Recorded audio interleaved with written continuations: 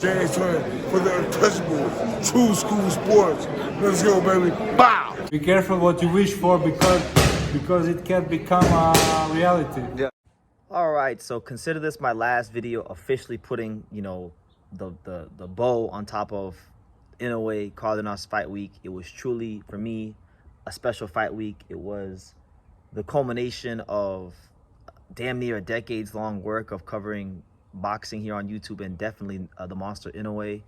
But the Monster Inoue, while he was the winner and while he was the reason why I came to the fight, remember, to make a great fight happen, it takes two to tango. You need two great willing combatants to go in there and make it a great show and make it a great fight. And I want to just touch on Ramon Cardenas. I want to give him his flowers, and I want to talk about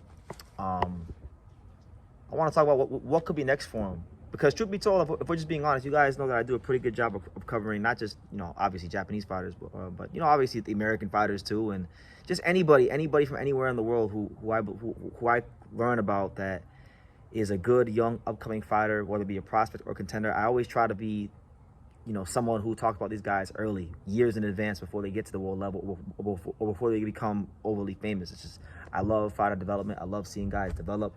But I'll be honest, although I know who Ramon Cardenas was, he did not get that treatment from me. He didn't get like one of those videos from me up until he fought in a way. Like we talk about Ramon Cardenas, even though I knew who he was and I seen him fight on Pro Box. So I guess this will be a little bit of that, as well as what could be next. You know, so let's start with the fight. Ramon Cardenas was actually a bigger underdog in this fight with Inoue at the sports books than William Skull was. I believe William Skull was somewhere around a plus 1,300, where Cardenas was a plus 1,400, somewhere around there. So he was looked at to be a bigger underdog versus Inoue than Skull was against Canelo, and that's absolutely insane because, you know, William Skull did absolutely nothing, and Ramon Cardenas went in there and he fought. You know, he fought his ass off to where even if you didn't know who he was coming into the fight, or if you thought he was going to be a cherry pick, you know, you had to respect the mental fortitude he fought with. You had to respect the skills he's shown, because look, it's hard, man, when the lights shine and then people are out there in that crowd to watch you fight against a star like the Monster. You haven't been on that stage before. You know, you just don't know how you're going to perform, and I thought he performed very, very well. He lit the whole T-Mobile Arena on fire when he dropped Inoue in the second round with a left hook. And Cardenas was winning exchanges. He was winning exchanges. You know, he was in the fight, the whole fight pretty much. And Inoue had to really go to some deep places to beat him. And the fact that somebody as great as Inoue had to go to deep places because Ramon Cardenas pushed him there, that's a credit to Cardenas and the fighter he is. So I still want to see him in big fights at 122. I think he's earned that right. I mean, to touch on his career a little bit, this is a guy in Cardenas that did not come with a lot of fanfare in boxing. As he alluded to himself in the build-up to the fight, this is a guy that, like many fighters in boxing, there was no investment in his career. You know, he would go to Mexico just to fight for food and sandwiches and not really get paid anything, or, you know, anything to speak of as far as making an honest living, right? It's very funny because Cardenas is very similar to my good buddy Angelo Leo. You know, both of them Mexican-American, both from the West Coast.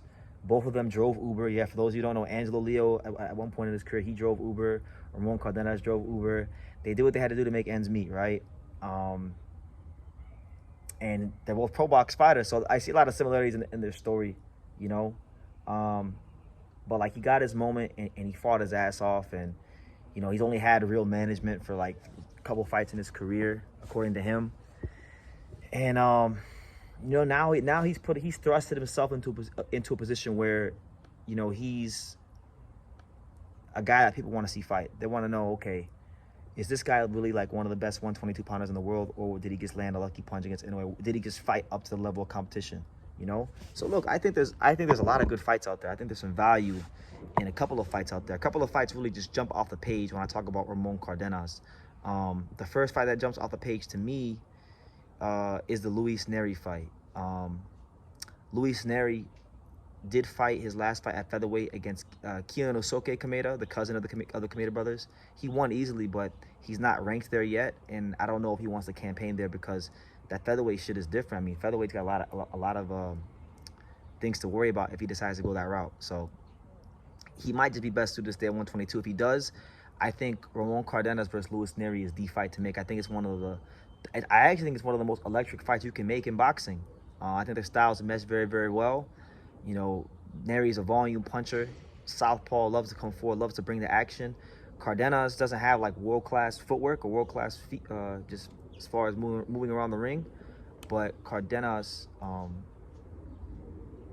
like he has a good left hook, and he's not afraid to plant his feet and throw down. So I think when you break the style down objectively, stylistically, it makes for a really entertaining fight. So if I was a commissioner of boxing and I can make the next fight for Cardenas, that's the next fight I'm making, because I don't see a way how that's not an exciting fight.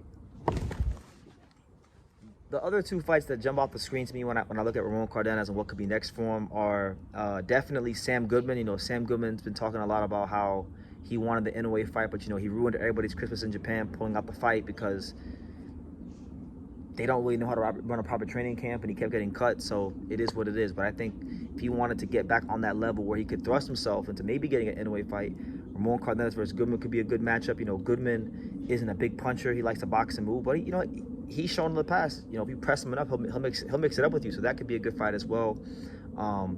You got Marlon Tapales, who also challenged Inoue for the undisputed title. Gave him a good fight in spots of the fight, but not as good as Cardenas, but explosive Filipino power punch. I mean, listen, man, there's no shortage of good options for Ramon Cardenas. You also got Alan Picasso, who was supposed to get this fight against Inoue, and he pulled out the fight for whatever the case may be. It fell through. So there's a good steady diet of options for Ramon Cardenas. You got like you got Subaru Murata, Jerwin Ancajas, you know, plenty of guys. So look, if we can get any of those kind of guys against Ramon next, then I'd be over the moon for him, because I think he's earned the right to be in another main event against another, you know, solid name, and continue to build on the momentum he's gotten from giving Inoue one of the toughest fights of his career. I would say he's definitely in the top 3 when it comes to the toughest fights of Inoue's career. You know, I would say like Donaire 1 was the toughest. Then you had what's that guy's name? I'm blanking out. The guy early in his career that Inoue had fought. At 108 pounds, I think. What's the guy's name? I'm drawing a blank. It'll come back to me, but yeah, hold on, let me pull it up, because I'm drawing a blank.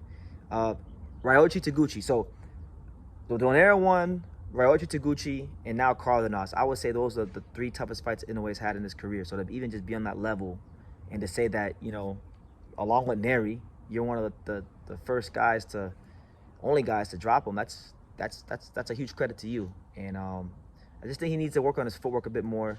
If he had better feet and could pivot more, he would have been able to do a lot more with Inoue. But, you know, it's learning experience, and he can add those things as he goes along. But yeah, what do you guys think? Who do you want to see Ramon Cardenas fight next? I want to see the Nery fight, but leave your comments down below.